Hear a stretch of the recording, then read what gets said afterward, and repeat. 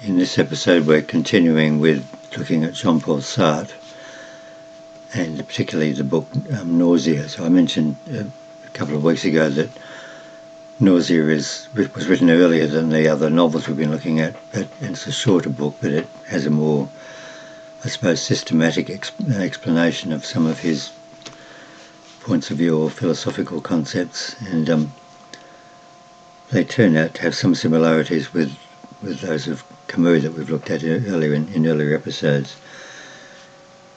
Anyway, so he talks in this about how the character, and I'm assuming that the character in the story is a kind of an alter ego of the author Sartre himself. I mean, that may not be correct, but one, I think, can be excused for expecting that or assuming that. Anyway, so this person has these perceptions of things. He sees something, or he hears something, or is aware of something that impresses itself on his consciousness, but it doesn't seem to have any meaning, and that is somehow disturbing to him. So he might, for example, find scraps of paper on the ground and pick them up. His girlfriend is often offended by that, but he just picks them up and looks at them for no particular reason, but they don't really mean anything to him, but he still wants to somehow interact with them. And nothing that he does or sees seems to be of any importance. So he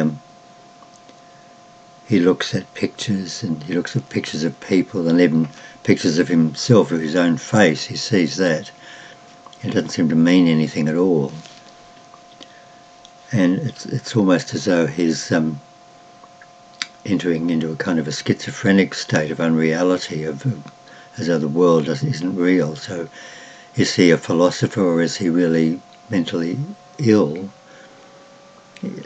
He doesn't actually say this in the book, but one is inclined to think, well, is he describing the state of mind of a psychotic person, and is that person on the same philosophical plane as people like Sartre and perhaps Camus, when they say that there's no meaning to anything and that everything is absurd?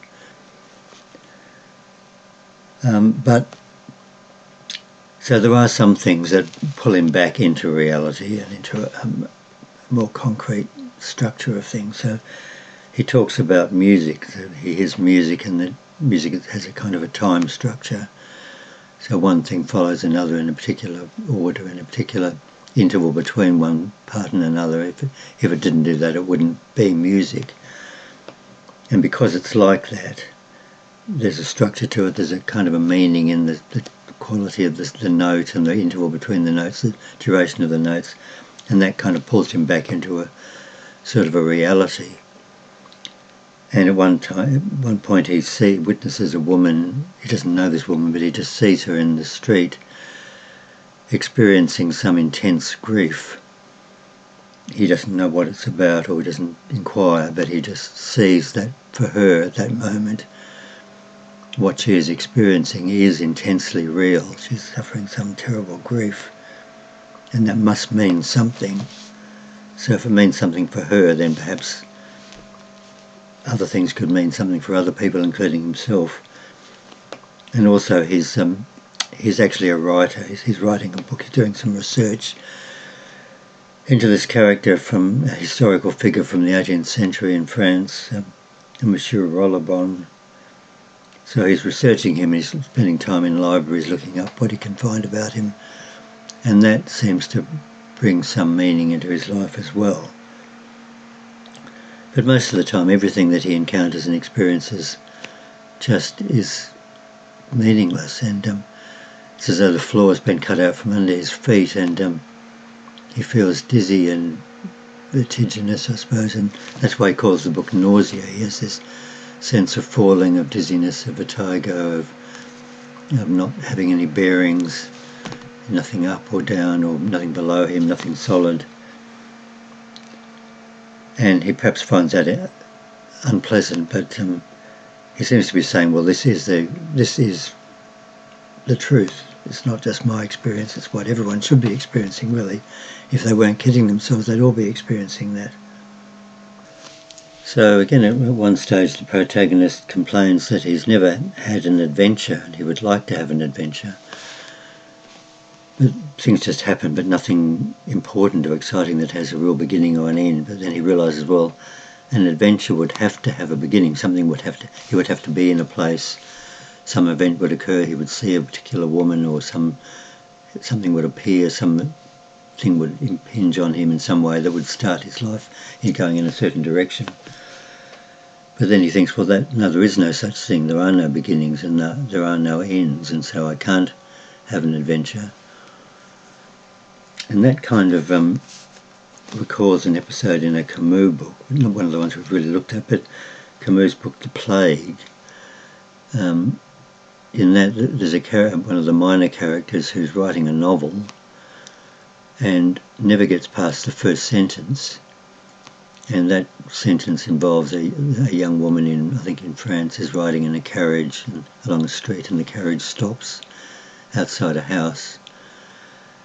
And he continually rewrites the sentences to get the actual perfection of what he wants to say and what he wants to convey, but never gets past that. So he's only written about 3 lines of the novel and probably never will write any more than that. But the idea, in a way, I think Camus is suggesting, well, that's it. That's all that he needs to write. That in itself conveys everything, really. And perhaps Sartre saying maybe the opposite of that, or maybe the same thing. I mean, if you actually had an adventure where something happens, it starts an event, or a train of events in your life, you would be living in a real world. But he's not. He's living in this kind of absurd world, vertiginous, dizzy-making, nausea-making world. There's also another episode in which he describes him. He says that I lost the appearance of a man, and they saw a crab escaping backwards from all that too-human room. And that seems to unmistakably recall the Kafka novel Metamorphosis, in which a man turns into a huge beetle. I'm not quite sure whether there was an obvious connection there, whether one of those writers was consciously thinking of the other one when he said that. On another occasion, he sees a woman walking along the street, and after a little while she goes around a corner and she's no longer visible, so she's no longer there. So some time has passed. She was there. Now, after the passage of time, she's not there. Does she still exist because she can't be seen? Did she exist before? Would the same thing happen if one had been standing there in the year 1920 and would seen the woman, and then 40 years later one was in the street, but one wouldn't see her because she may be no longer alive, she was no longer exists? Is that the same thing as the passage of time?